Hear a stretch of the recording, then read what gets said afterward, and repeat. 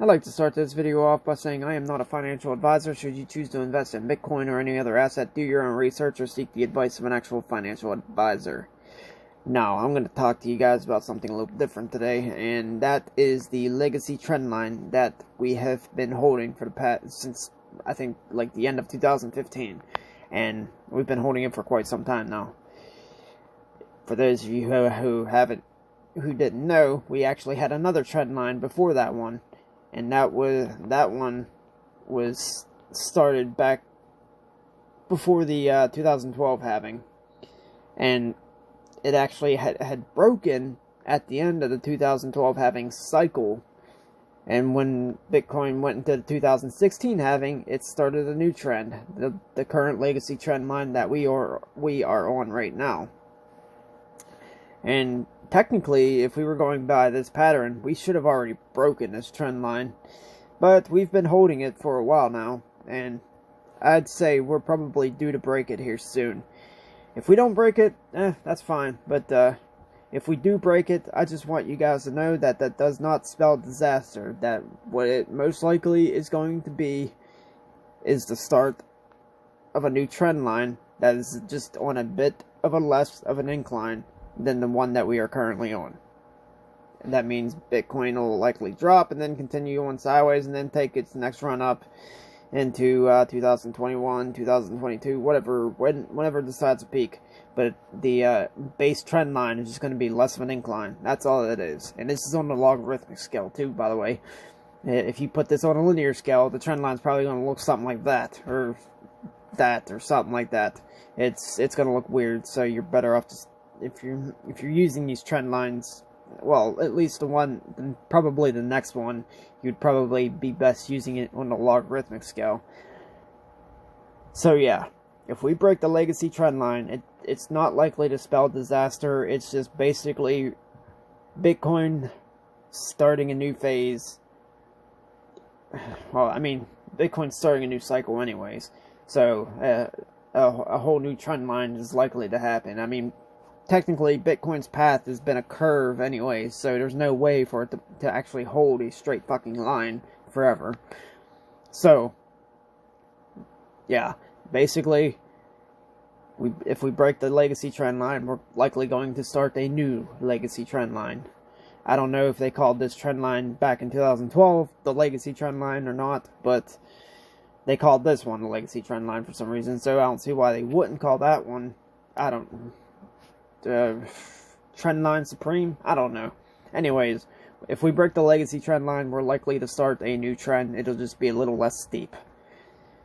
That does not mean that Bitcoin's peak will be any less than what we're expecting. That doesn't mean that at all. That just means that Bitcoin's the price is the area that Bitcoin's price could fall below is just it will likely not fall below that trend, just like it's done back here. When if Bitcoin followed this trend and peaked all the way up to 20k, it came back down to 3k, and it stayed on this trend.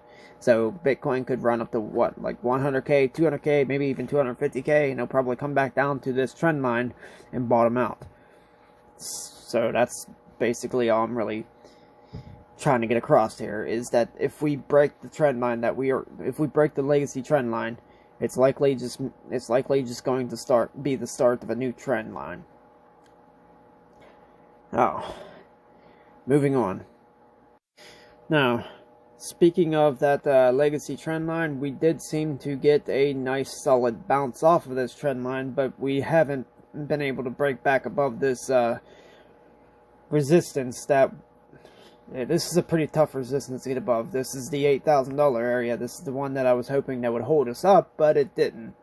I thought that maybe we would just whip down to fill this gap, but we didn't do that either. We straight fucking tumbled down, and then we bounced off the legacy trend line. That's why I now have the thought that we may end up breaking the legacy trend line, but that won't spell disaster. I mean, short term, yeah, it's gonna be that'll be pretty fucking bearish. But the long term views are still good. So if we bounce from here and we end up going back up, that could still fulfill the head and shoulders, the inverse head and shoulders pattern, and that would still have the target of 14,500. If we drop from here, it may get a little iffy. I mean, like I said, even if we drop down to $7,000 here, or maybe even 6,500, that's not going to spell the end of the world. That doesn't mean Bitcoin is on its way down to zero. That just means that this legacy trend line has finally broken, and we're likely starting a new one, just like we did before the 2016 halving started. So, what else? Actually, unfortunately, we do seem to have some more bearish indications here, like the MACD on the daily has crossed bearish. I believe the MACD on the weekly has also crossed bearish. Let me see here. Yep, the MACD on the weekly has also crossed bearish. So that is not looking good for short to midterm.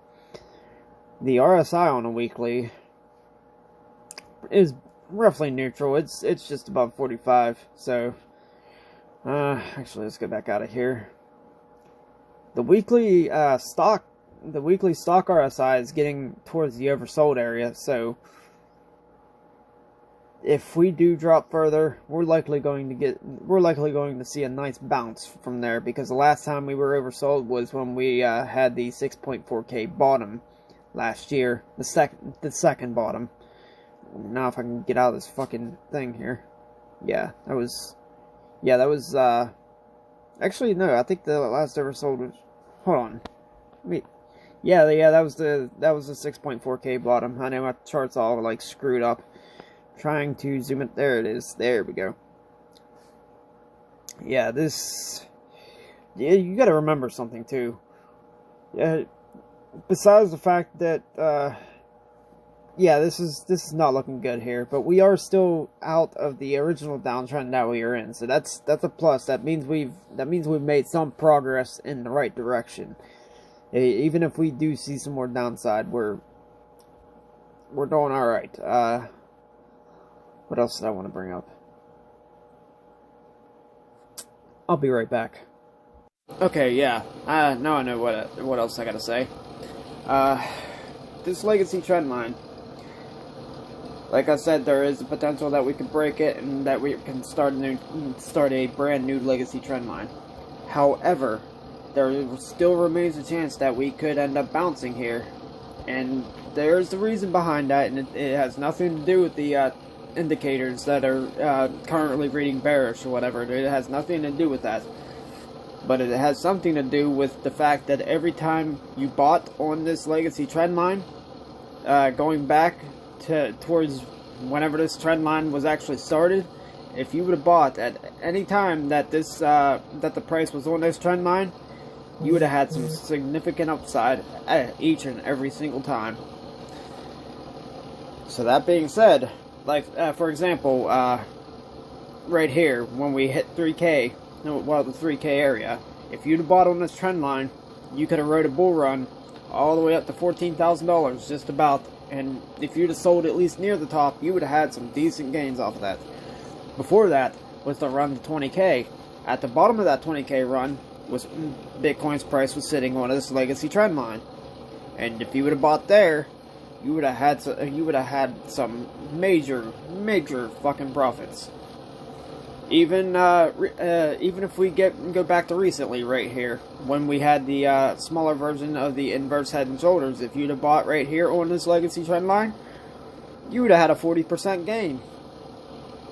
So, just looking at that, that means that technically this would be a good buying opportunity, and that right there could be enough to cause this to bounce from here and break and smash back through this $8,000 resistance here and cause us to head back up. Then if that were to happen, of course that would fulfill the inverse head and shoulders that we seem to be creating. So that is one thing. That is another thing that you guys got to keep in mind. Oops. Yeah, that's another thing you guys got to keep in mind, is the fact that we may not necessarily have to break this legacy trend line yet. But if we do break below it, that means that we could be starting a new legacy trend line. Or, I mean, there is a third possibility, is that we break below it and it ends up being a bear trap and we break back above it, and then, of course, we go off to the races.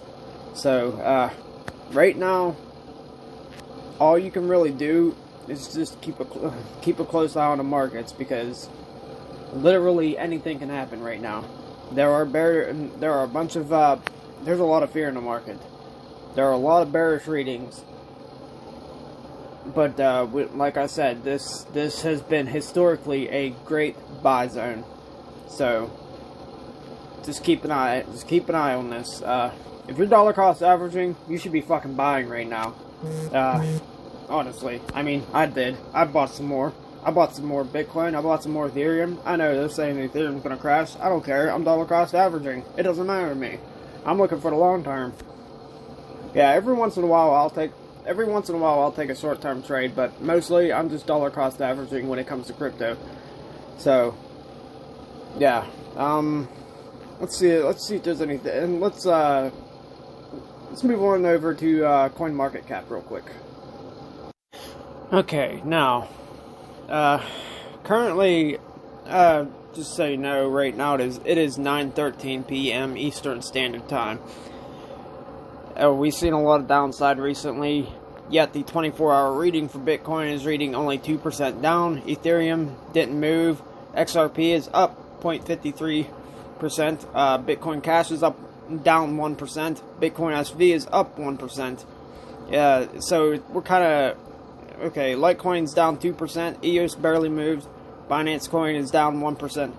Basically, what you're seeing is some recovery from this drop. These assets are right now sort of bouncing, and over the course of the next 24 to 48 hours, we're probably going to get a good idea of where we're going to go. Like I said, there's the potential for us to break the legacy trend line, but there's also the potential for us to bounce from the legacy trend line. So, like I said, you just got to keep an eye on those charts. You got to watch closely. If you're this is only for those of you that are swing trading or day trading. If you're dollar cost averaging, yeah, you shouldn't stare at the charts like that. You'll just drive yourself insane. But yeah, right now the market is kind of like it's kind of neutral. It's some red, some green, some barely moved, whatever. We're gonna check, see if there's any news worth looking at here. Okay, kind of just scrolling down through news articles here. Bitcoin's plunge was foreshadowed by miner inventory data. You call that volatility? Bitcoin traders scoff at Wall Street's gyrations. I mean, that is true. Bitcoin traders, they're used to the volatility. They 10%, 20%, 30% moves in whichever direction. It really doesn't faze a Bitcoin trader. The regular stock market, they're all panicking over these moves, but yeah. Anyways, moving on. Bitcoin can still be a safe haven, experts say. What else we got? Top macro analyst explains why Bitcoin has crashed 17%. Bitcoin crashes to January lows. Altcoins suffer bigger losses. Right here, this is always going to happen. If Bitcoin crashes, the altcoins are going to crash further. If Bitcoin rises, the altcoins are going to rise further. And I'm talking percentage gains. I'm not talking actual numeric value. But, yeah. And then the next one, the reason why Bitcoin crashed $500 plus token scam. Yeah, I think I might have briefly mentioned this in my last video, but yeah, the plus token scam moved another 13,000 Bitcoin, which was roughly worth $118 million. They moved it to a coin mixer, so that means they were likely getting ready to sell. So they could have actually started selling, and that could have led to a lot of this volatility that we're seeing lately. So, like I said, you do got to keep an eye on the markets, because that's another problem that's going on right now, is this plus token scam. Somebody needs to do something about these assholes, but yeah. Anyways, Bitcoin mining difficulty sees huge 6.8% increase. Yeah, that's another thing. People are worried about the halving, and that miners are like become unprofitable, and then Bitcoin will end up crashing because of that. Bitcoin was made to be prepared for this. I think people were worried about the same thing during the last halving, but I'm pretty sure the Bitcoin difficulty just adjusted, and then everything was fine. It's people. This is why you always have to do your research when you're looking into any asset. Don't just go believing everything you read on the internet. You gotta take the time to do some actual research, and yeah, you'll see that some of this shit is just that shit. Below to Bitcoin as Coinbase, nah. Bitcoin price forecast. Yeah, there's still there's. Okay, I didn't mean to actually click that. As you can see, there's a lot of bearishness in the market. You can just tell by looking at some of these news articles. Oh, New York power plant mines Bitcoin using excess energy. That is actually pretty creative. Power plant in New York has been mining Bitcoin at the power plant using the excess energy to do so. Well, I mean, it's not a bad idea. Anyways, like I said, just be careful out there. There's still a lot of fear in the markets. That the Dow, the S&P, all the global markets, they are seeing some significant downside. So, if you have any assets on a regular stock market, be careful. I don't know unless you're. Well, I don't know what. I don't know. People, yeah, I guess 401k, I guess that's technically dollar cost averaging. If you're dollar cost averaging on the stock market, I guess that's nothing to really worry about. I'm not sure why you would dollar cost average on there, but anyways, yeah, swing trading, day trading, be careful out there. Just keep an eye on those charts, and I'm sure you all have your own strategies in place to deal with this, but I think I mentioned this in the last video. If I didn't, I'm going to mention it now.